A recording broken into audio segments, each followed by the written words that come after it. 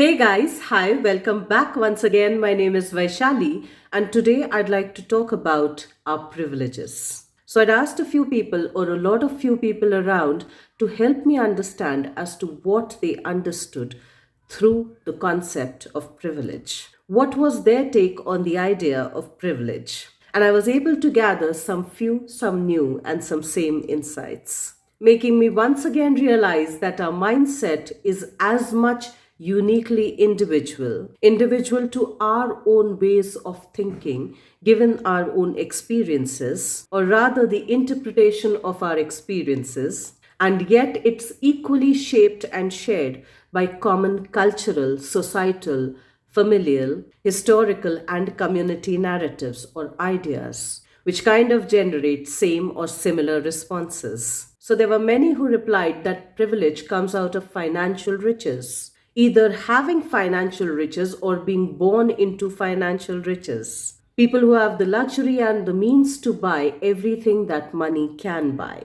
And of course, to a degree, that is true, for money does enable one to buy the comforts that one needs for a comfortable living. It does give one the means that many dream of, that many aspire for. Some others associated privilege with status. And of course, having status in life, either because of one's work, either because of one's profession, either because of one's designation, does and it can provide privileges that many aspire for, that many dream about. And yet, not going way back too far in our human history, we can even say that Prince Charles, Princess Diana, Prince Harry were all born into these two privileges. And yet, if we looked at their lives or were to ask them candidly, they probably would tell a different story.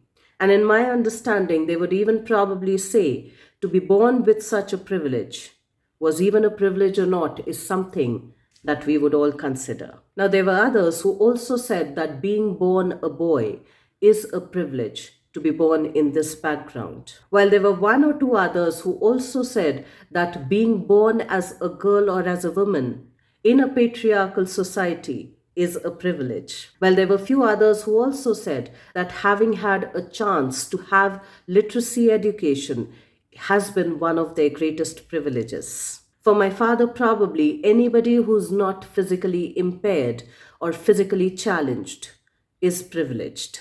There were some others who also said that having a family member who's not mentally disabled, who's not living with autism or Down syndrome, is a privilege. There were less than a handful who even said that being accepted and appreciated by my family members, who appreciate me for me and not their idealized version, is a privilege.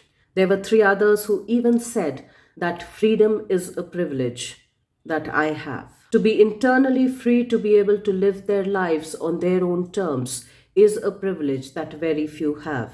And of course, these were the people who also realize that those choices do not come without their own set of consequences. While there was one other who said that having a strong support system which enables them to walk their talk is their greatest privilege. So, what's your take on privilege? And if you were to make a balance sheet of your privileges, what would you put on the debit side of the sheet and what would you put on the credit side of the sheet?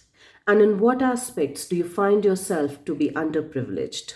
Let's reflect on all of those, and I will see you once again the next week. Till then, stay tuned in. And guys, if you do like the contextual content of these videos, please do like, share, and subscribe.